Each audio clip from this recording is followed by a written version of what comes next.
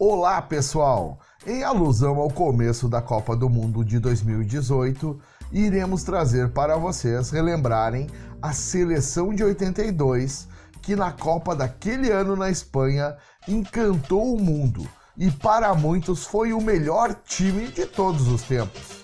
Quem viu aquela equipe jogar morre de saudades daquele futebol até os dias de hoje. Juntar Zico, Sócrates e Falcão num mesmo meio de campo só poderia resultar em várias obras de arte. E foi o que esse time fez, encantando o mundo com um futebol maravilhoso, e assim a seleção canarinho iniciou aquela Copa do Mundo como franca favorita. Infelizmente, neste vídeo, trataremos também da tragédia do estádio de Sarriá. E se você não sabe do que estamos falando, fica grudadinho aí até o final do programa para saber. Gostou do tema desse vídeo? Então já deixa o seu joinha aí embaixo, te inscreve no canal e ativa as notificações. Aqui toda semana trazemos um pedacinho novo dos anos 80 para vocês poderem relembrar daquela década maravilhosa. E vamos ao que interessa. Vamos relembrar daquele time dos anos 80 que jamais deveria ter perdido para ninguém, mas que por uma infelicidade do destino, bem, deixa pra lá. Quer saber mais? Assiste o programa até o final. Roda a vinheta do canal. Segundos. Gillette do Brasil, lado a lado com a seleção.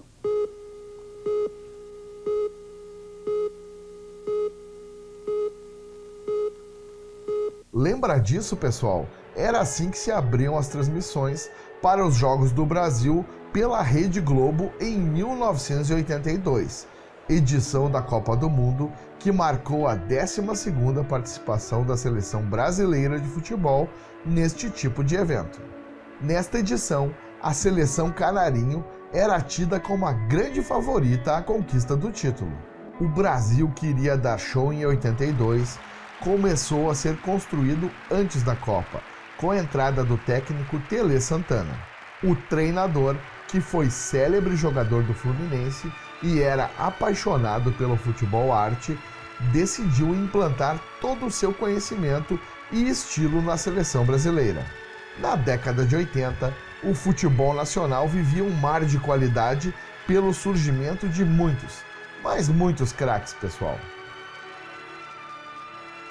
O Flamengo tinha um esquadrão encantador e serviu como base para aquela seleção, com os laterais Júnior e Leandro e ainda o meia Zico. E poderia ceder ainda Andrade e Adílio, se não fosse a preferência de Telê pelo atleticano Cerezo e pelo colorado Falcão. Na zaga, a dupla era café com leite, o atleticano Luizinho e o São Paulino Oscar, além do goleiro São Paulino Valdir Pérez. No meio e no ataque entravam o corintiano Sócrates e o atleticano Éder, e o São Paulino Serginho. Mas aquele ataque poderia ser melhor, caso o astro careca, então do Guarani de Campinas, não tivesse se contundido justo antes da Copa. O Brasil perdeu demais com a ausência do matador, que teve que assistir ao Mundial pela TV. Com o time pronto, o Brasil encantou os europeus um ano antes em uma excursão para o velho continente, em 3 amistosos de peso contra Inglaterra, França e Alemanha.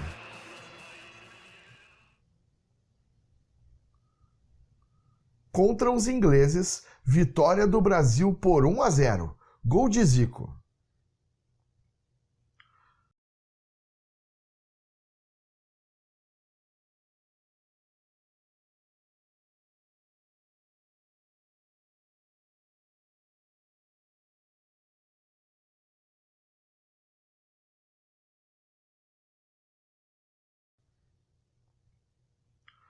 Na partida seguinte contra a França, outra vitória, 3-1 com direito a olé.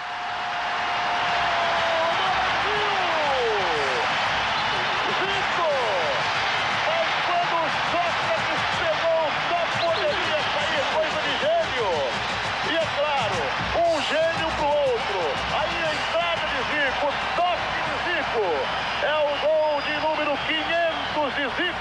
Júnior. Éder. Na grande área, Zico está como ponteiro. Sócrates fechou o cruzamento para ele. 2 na bola. Gol!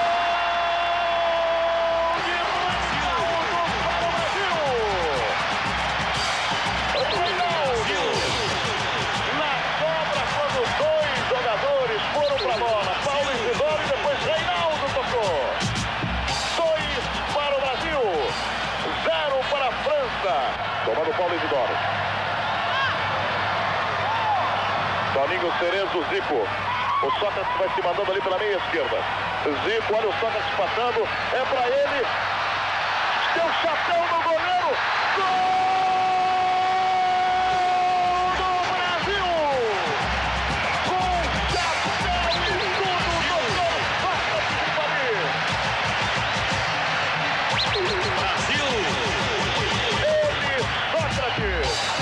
Com a perna comprida e o chapéu que foi direto, um lençol.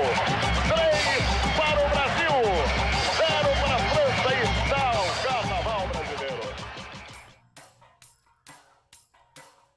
No último jogo, páreo duro contra a melhor seleção europeia, a Alemanha, e mesmo assim, vitória do time canarinho por 2-1.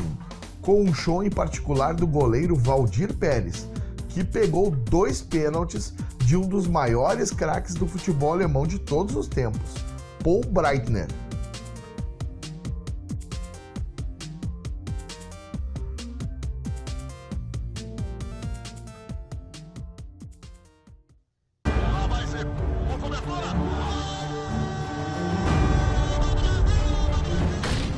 Com moral, com shows e com um timaço, o Brasil era apontado como o maior favorito da Copa de 1982. O tetra era apenas uma questão de tempo, pensávamos nós naquela época. E você era um dos que pensavam assim, tenho certeza. Pode falar aí embaixo nos comentários. Eu também achava isso, confesso para vocês. Agora uma curiosidade. Antes da Copa, o lateral esquerdo Júnior lançou um LP compacto com músicas que refletiam a seleção brasileira. Uma delas era a canção Voa Canarinho, que reuniu vários atletas e rapidamente se tornou o hino oficial daquele time no Mundial. Você assiste agora uma regravação dela de 2014, mas a música não está tão mudada assim. A torcida ficou ainda mais empolgada e ajudou a popularizar o LP no Brasil. O disco foi um dos mais tocados no ano e chegou a vender cerca de 200 mil cópias em 6 meses. Dessa, nem você lembrava mais, fala a verdade. Na Copa, o Brasil ficou no grupo F, ao lado de União Soviética, Escócia e Nova Zelândia. Era um grupo relativamente tranquilo. Na estreia, o Brasil enfrentou a União Soviética. Os europeus começaram assustando o Brasil aos 34 minutos do primeiro tempo, com um gol de Ball. Muitos dizem que foi um peru de Valdir Pérez. O que você acha? Deixe nos comentários aí embaixo, a gente quer saber a opinião de vocês. Para mim, eu não tenho dúvida que foi um peru. Dizem que o goleiro mais preparado em 82 para assumir a meta da seleção seria o Leão, mas que este teria brigado com o técnico Tele Santana antes da Copa. Por isso não foi chamado. Uma pena, não é, pessoal? Bem, mas no segundo tempo, o Brasil se impôs. Deixou de lado o normal nervosismo da estreia e colocou os soviéticos na roda. Sócrates empatou aos 30 minutos do segundo tempo, num golaço de fora da área.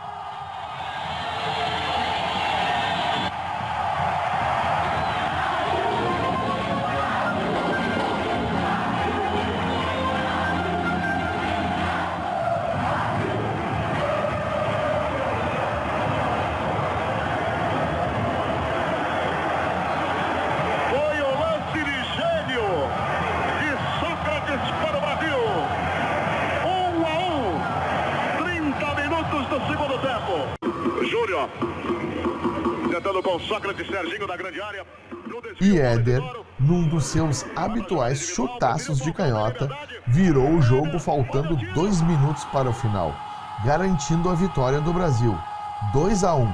Agora, Dá uma olhadinha no corta-luz do Falcão nesse segundo gol. Coisa de gênio, não é, pessoal? Era bom demais.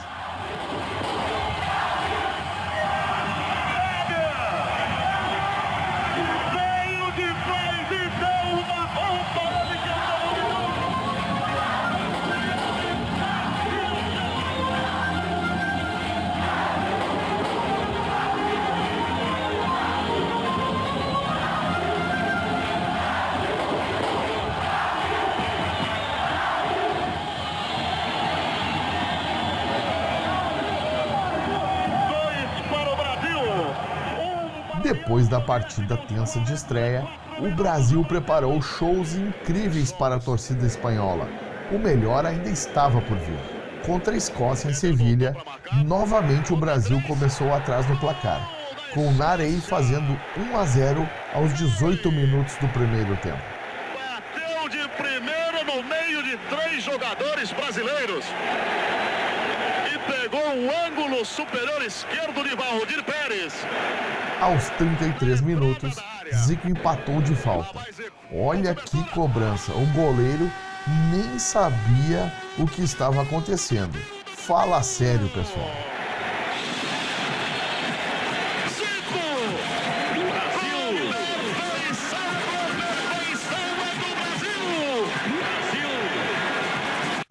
No segundo tempo, o show veio. Oscar aos 3 minutos. Oscar vai lá para a grande área. Batendo o Júnior. Oscar!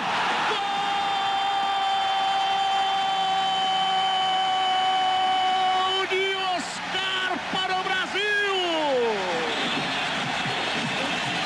Ele ensaiou muito esta cobrança de escanteio com o Júnior. O zagueiro central desviou o Brasil. O Brasil está na frente. Brasil. Oscar. 2-1 em Sevilha. O carnaval já começou em Sevilha, Márcio. Então, Éder aos 18. Sócrates pela meia. Vai embora. O Éder na esquerda pedindo. Serginho. Fugiu. Olha o Éder. Que bola pro Éder. Vai bater. Atenção por cobertura. Gol de gênio do Éder. Que gol maravilhoso de Éder.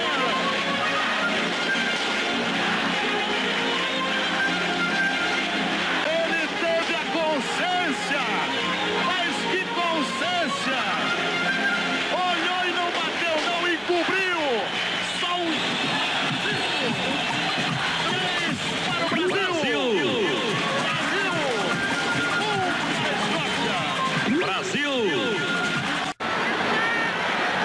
E Falcão fechou o placar aos 42 minutos do segundo tempo, garantindo 4-1 para o Brasil, para delírio da torcida. Vai passar Júnior. Domingo Cerezo pelo comando. Boa bola para Sócrates. Quem vem de trás, Falcão bateu.